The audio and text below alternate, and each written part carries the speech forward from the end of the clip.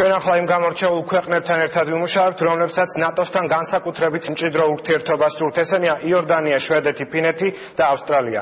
საქართველოს თავდაცვის მინისტრი ახალ ეტაპსა და ლიგის ინაუგურაციაზე საუბრობს, არის თუ არა ის დაწინაურება უმაღლეს ლიგაში გადასვლის ერთადერთი გზა. მინისტრი ირაკლი ალასანია გვერდება პირდაპირ ეთერში, რომელიც ველსიდან უკვე დაბრუნდა. საღამშვიდობის ბატონო ირაკლი, დიდი მადლობა რომ ხართ ჩვენი გადაცემის სტუმარი. პირველ რიგში გილოცავთ იმ წარმატებებს, რომელიც საქართველოს მიიღო უელსში. თუმცა მე საუბარი მინდა დავიწყო მნიშვნელოვანი ვიზიტით. საერთაშორისო დონის სამხედრო მაღალჩინოსანი უკვე ესტუმრა საქართველოს, ეს არის შტატების თავდაცვის მდივანი. რამდენად მნიშვნელოვანია ეს ჩვენი ქვეყნისთვის და არის თუ არა უკვე შესაძლებელი ვისაუბროთ იმ საკითხებზე, რომელზეც ხვალ შედგება საუბარი თქვენსა და უმაღლეს პირს შორის.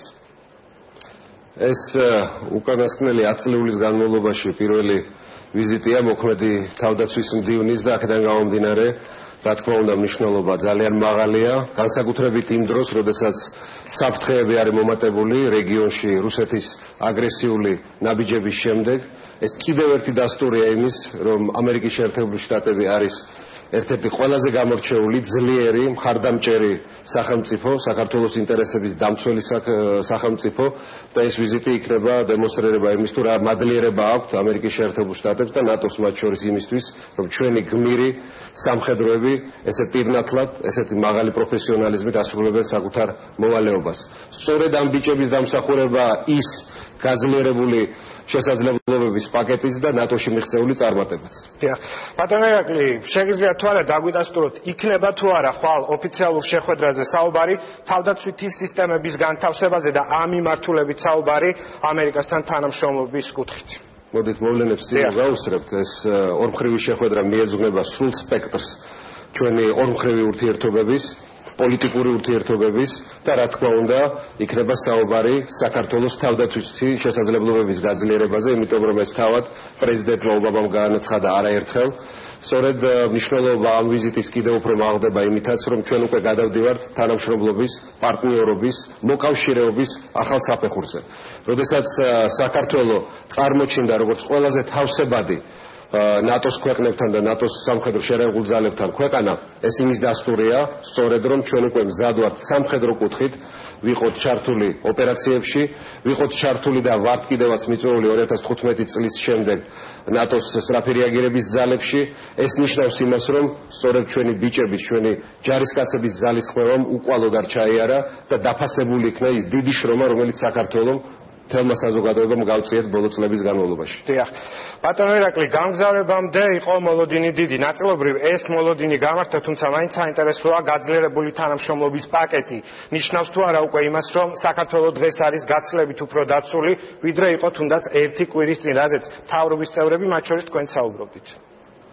ბუნებრივია საქართველოს, როდესაც განხორციელება დაიწყება ამ გაძლიერებული თანამშრომლობის და შესაძლებლობების პაკეტის საქართველოსთვის იქნება უფრო დაცული. ჩვენი ხელისუფლების მთავარი ამოცანა დღიდან მოსვლის არის, რომ საქართველო გავხადოთ უფრო ძლიერი და დაცული.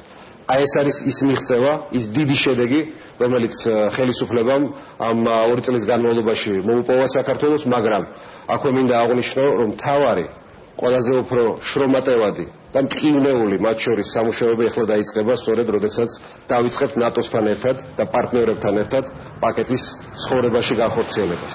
ამას დაჭირდება დიდი შრომა, როგორც სამხედრო და შეერაღებული ძალებისგან, ასევე პოლიტიკური ხელმძღვანელობისგან ჩვენი ქვეყნის და ინვესტიციის ჩადება ჩვენი შეერაღებული ძალების განვითარებაში. ბატონო ირაკლი, როდესაც ინვესტიციაზე ვსაუბრობთ და ასევე ნატოელი პარტნიორების დახმარებაზე, რომლებიც ჩამოვლენ საქართველოში, მაინც მანამდე გკითხოთ, ის ბიუჯეტი, რომელიც გააჩნია დღეს თავდაცვას, იქნება თუ არა ადეკვატური დაუშვათ გადაიარაღების და გადამზადებისთვის, იგივე ტექნიკის შესაძენად, რომელზეც უკვე დაიწყო საუბარი და მოხდება თუ არა ამ ტექნიკის შეძენა ნატოს წევრი ქვეყნებიდან. მთავრობა ბუნებრივია მსჯელობს იმაზე, რომ ეტაპობრივად და ეს ერთ დღეში ვერ მოხდება ბუნებრივია, გაზარდოს თავდაცვის ბიუჯეტი და ის აუცილებელი მინიმუმი შეერაღების, რომელიც სჭირდება ჩვენ სამხედროებს, რომ საკუთარი ამოცანა შეასრულოს, ჰქონდეთ მათ. რა თქმა უნდა, ამაში თავარი გარდატეხა შეტანილია იმ კუთხით, რომ 2008 წლის შემდეგ სამწუხაროდ ესეთი სამხედრო ტექნიკური თანამშრომლობა იყო შეჩერებული და ეს რომ აისახა უკვე პაკეტში და პირდაპირ არის მოწოდება ჩვენი ნატოელი პარტნიორების მიმართ საქართველოს დაეხმარონ, რომ შეისყიდონ, შეიძინონ და გადასცენ ესეთი შეერაღება. ეს არის ის გარღვევა, რომელზედაც ჩვენ საუბრობდით რამდენიმე თვის განმავლობაში. აქვე აუცილებლად მინდა დავამატო ისიც, რომ რამდენიმე ელემენტისგან შედგება ეს გაძლიერებული პაკეტი. პირველი ეს ბუნებრივი არის, რომ ერთობლივი საწვრთნელი ბაზა ნატოსი გაიხსნება საქართველოში. ეს იქნება ის საწვრთნელი ბაზა, სადაც როგორც ნატოელი სამხედროები, ასევე პარტნიორი ქვეყნების წარმომადგენლები გაივლიან ერთობლივ წვრთნებს.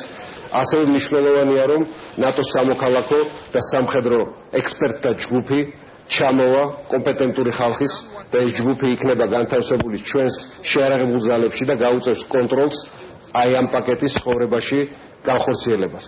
და მესამე მნიშვნელოვანი ბუნებრივი არის ის, რაც აღნიშნე, რომ ჩვენი შესაძლებლობები სამხედრო კუთხით, რომელიც არის პირველ რიგში პრიორიტეტული ჩვენთვის, რომ ჩვენი ცა იყოს დაცული და გქონდეს შესაძლებლობები ანტიმობილური, ანტისატანკო, რომელიც ჭირდება ჩვენ სახმელეთო ძალებს, რომ დაიცვან ჩვენი ქვეყნის ტერიტორია, მათ გააჩნდეს.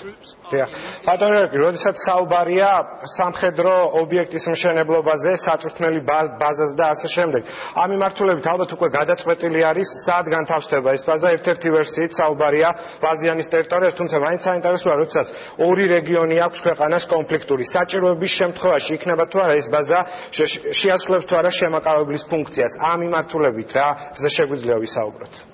მე გუშინაც განვაცხადე, რომ როგორც კი გადაწყვეტილება მიიღო ნატომ ჩვენ საგარეო საქმეთა სამინისტროს წარმომადგენლებთან, ევროატლანტიკური ინტეგრაციის სამინისტროსთან ერთად და ნატოელ პარტნიორებთან ერთად შევიკრიბეთ და დავსახეთ უახლოესი პერიოდის ამოცანები.